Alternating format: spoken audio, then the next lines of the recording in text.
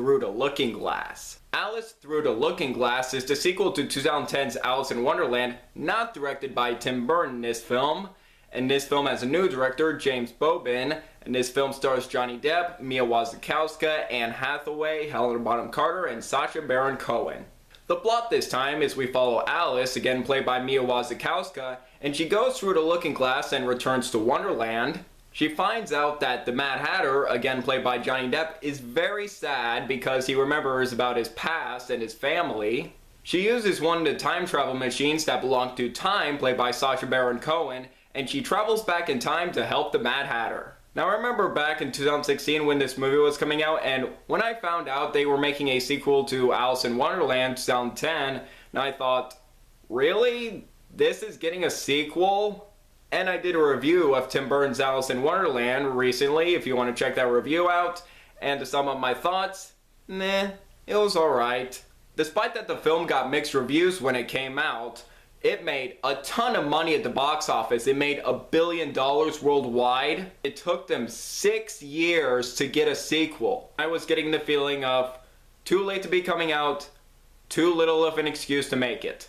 And when I saw it in 2016, I didn't really like it, and years later, I still don't think this is a good movie. However, there are some positives I want to say about this movie, so I'll get to those first. First, there are some decent performances in this movie. One of my flaws with Tim Burton's Alice in Wonderland was Mia Wasikowska's performance as Alice. I thought she was pretty bland in the first film, but in this film, she is putting a lot more emotion in her performance, and I thought her performance was much better in this movie than in the 2010 film. And she definitely makes for a good Alice, and I thought she did a pretty good job in this movie. I also really liked Sacha Baron Cohen, Borat, as Time in this movie, and I really liked the way they used Time in this movie, and I thought his costume was pretty cool, and I thought Sacha Baron Cohen did a pretty good job in this movie. And sadly, this was the final film of Alan Rickman, rest in peace, an amazing actor, and he was good in this movie. Really miss Alan Rickman, he was such a great actor.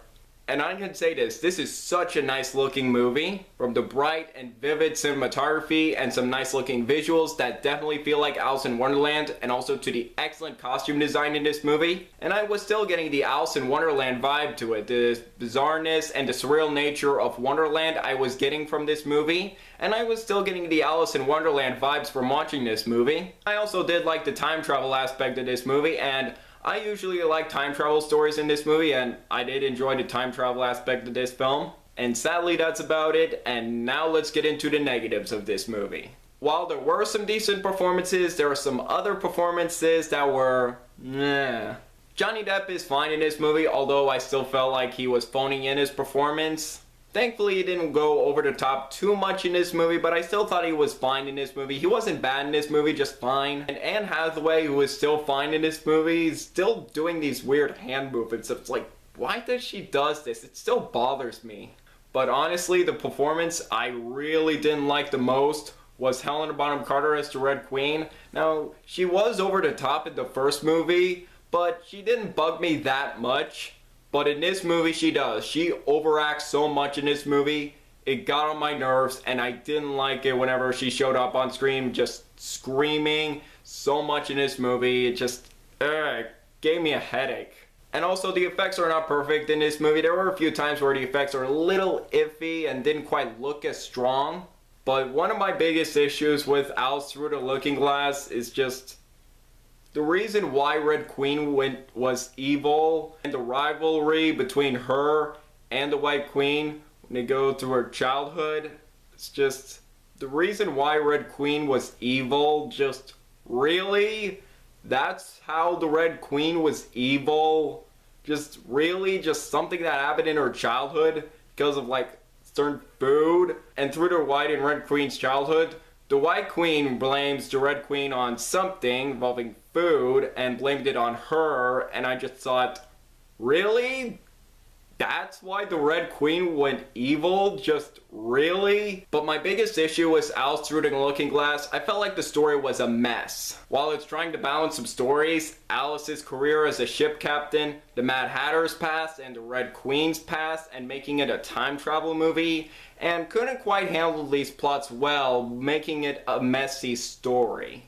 Overall, Alice Through the Looking Glass had the potential to be maybe an improvement over the first movie, but just couldn't quite make it. There are some nice visuals and some of the acting is decent, but just couldn't help with the messy stories. But it was just a boring, forgettable, uninteresting, unnecessary, and along with the messy story, just not that good of a movie. And if you enjoyed this movie, good for you. I'm happy you enjoyed this movie, but I just didn't really like this movie that much. And honestly, this sequel should have been made 6 years after the first movie. It definitely felt like too late to be coming out, too little of an excuse to make it. And overall, I am going to give Alice Through the Looking Glass 2 stars out of 5. A pretty unnecessary sequel that shouldn't have been made.